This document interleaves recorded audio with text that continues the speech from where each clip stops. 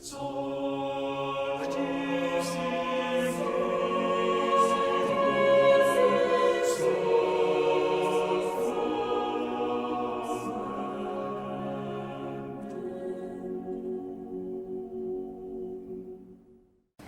le bon pasteur qui connaît ses brebis, qui les appelle chacune par son nom.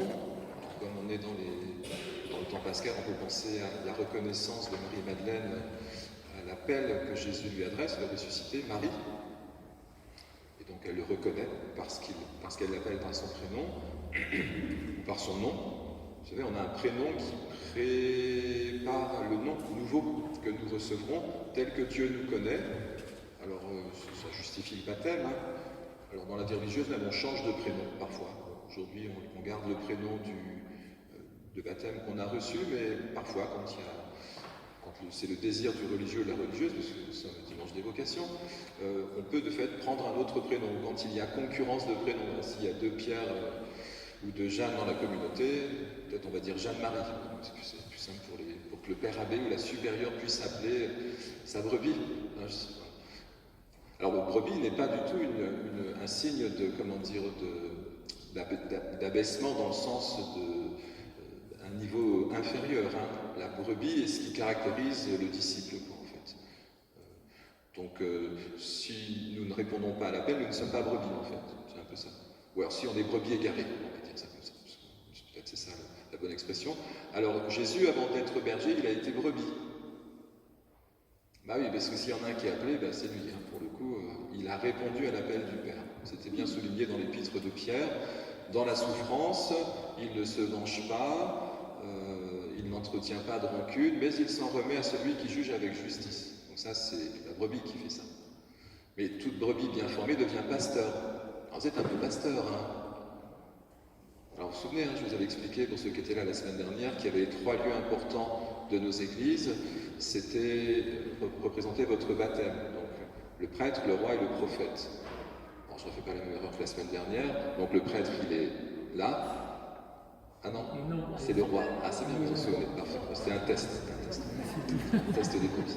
Voilà, donc le roi, il est sur le trône là-bas, en fait. Hein. Voilà. Donc c'est nous tous, hein. C'est pas le Père Éric, hein. C'est la communauté dans son baptême à cette triple configuration. Donc le roi, voilà. Le prêtre, c'est l'autel, et puis le troisième, c'est le prophète. Le prophète, donc c'est là où je me trouve en ce moment. Celui qui prêche ou celui qui annonce la parole, le kérigme. Donc le kérigme, c'est Jésus qui, de brebis, est devenu pasteur. Et donc, comme il est devenu pasteur, il nous donne l'Esprit Saint. On peut le présenter de cette manière.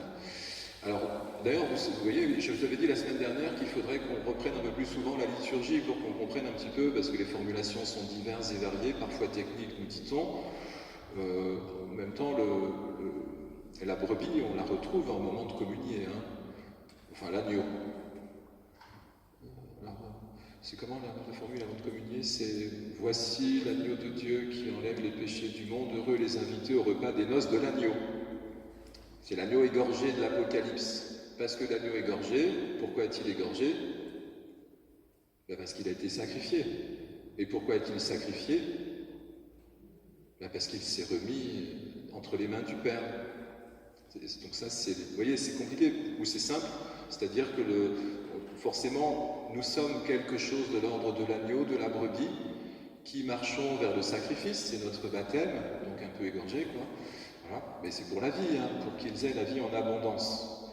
Mais de fait, cette transfiguration opérée par Dieu le Père est celle qui a été opérée pour Jésus au moment de sa passion.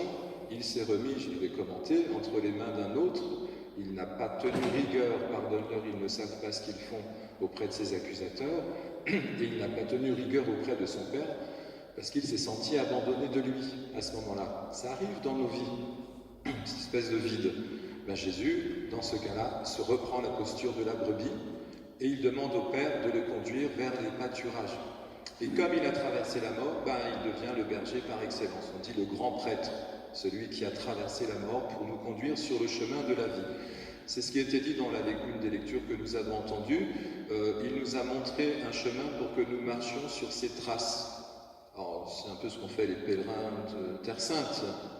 Mais nous aussi, bien sûr. C'est-à-dire que nous marchons sur le chemin du sacrifice. Nous marchons sur le chemin de la brebis qui se tourne vers le Père. Dans l'Évangile, c'est ce qu'on appelle le portier.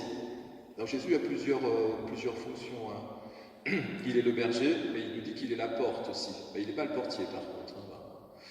Alors, soit c'est compliqué, soit ça nous dit que le portier, c'est peut-être Dieu le Père. Mais si vous ne passez pas par la porte, vous ne pouvez pas aller vers les pâturages. Vous êtes obligé de passer par la clôture, et là, vous devenez un bandit. Bon. La porte, c'est le Christ. Eh oui, c'est des images, hein, tout ça, mais ça va nous redire toujours la même chose. Pour que vous passiez par la porte, ben, il faut être configuré au Christ. Pour être configuré au Christ, il faut être sacrifié, parce que lorsque nous sommes baptisés, nous devenons le corps du Christ. Celui que nous allons demander sur l'autel, hein, par le pain et le vin. Et vous voyez, nul ne peut aller, c'est logique, hein, nul ne peut, alors ça s'adresse aux pharisiens, certes, mais si jamais nous souhaitions aller vers les verts pâturages sans passer par notre dimension filiale, ben, vous ne passerez pas. On ne peut pas passer, quoi, c'est pas possible.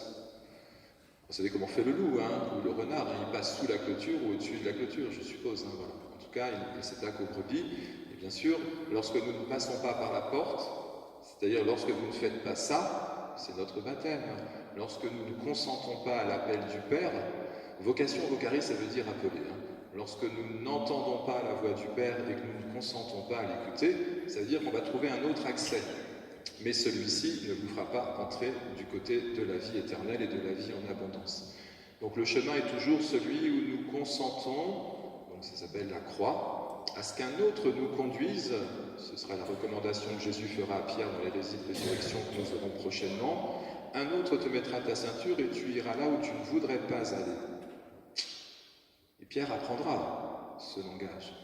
On a fêté Marc cette semaine, il a appris ce langage. C'est bien, c'est les martyrs, tous. Alors lui, il est mort en Égypte pour témoigner de l'évangile et de la bonne nouvelle de la résurrection.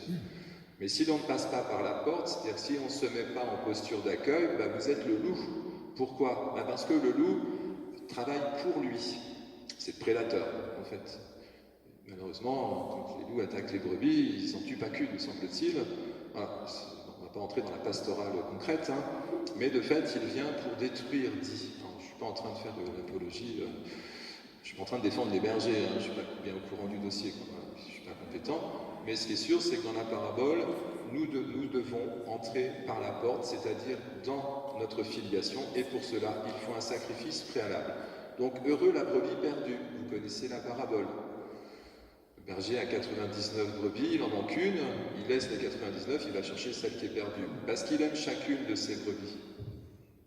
Ben, c'est beau, hein, et quelque part, il faut être peut-être brebis perdue pour que le berger nous retrouve.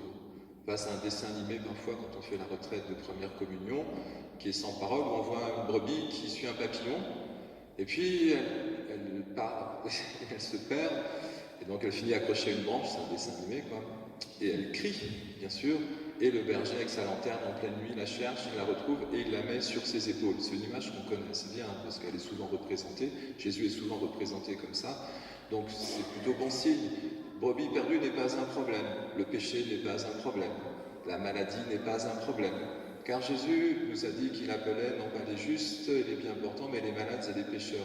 Pourquoi? Mais parce que la brebis crie pour que le Père, Jésus a fait cela, hein, il a crié vers le Père, et le Père l'a sorti du tombeau, c'est la résurrection. Voilà, bah écoutez, que nous puissions entrer dans ces noces de l'agneau, à condition de... Alors, pour finir, hein, puisque chacun de nous, si un évêque était là, peut-être il vous dirait, mais il est malade. L'actuel, je ne sais pas, je ne l'ai pas entendu le dire, le précédent c'est sûr, par contre, comme c'est le dimanche des vocations, du coup il nous faut des prêtres, alors je vais vous dire la liste, quoi. Il nous faut des prêtres, il nous faut des religieuses, des religieux, on en a une parmi nous, des moines, des moniales, enfin voilà, des personnes qui sont, et puis quelqu'un qui s'occupe des vocations vous dirait, bah, écoutez, proposez la vocation à vos enfants. Moi je pense que, voilà, déjà la vocation c'est libre, hein, chacun répond pas, par contre tous appelés. Donc la vocation c'est pour tout le monde. Parce que le chemin il est le même pour tous, et le corps du Christ n'est pas constitué que de prêtres, de religieuses, de moines et de moniales, quoi.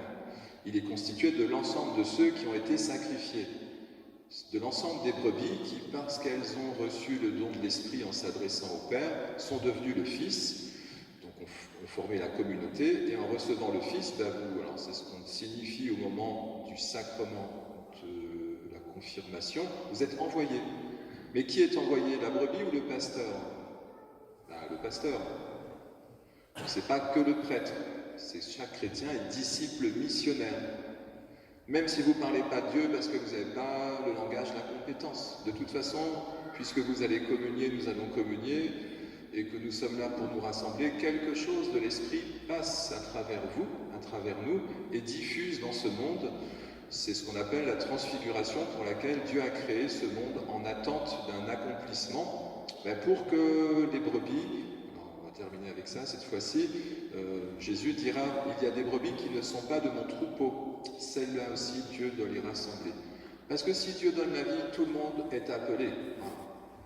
Donc c'est le prénom que nous avons reçu et qui nous prépare jour après jour, parce que nous renouvelons l'acte de la brebis pour être toujours un peu plus pasteur, tout ça c'est mouvant, mais tout au long de cette vie, en fait, peu à peu, de fait, nous irons, et puis c'était le psaume, si je traverse les ravins de la mort, je ne crains aucun mal, car ton bâton me guide et me rassure.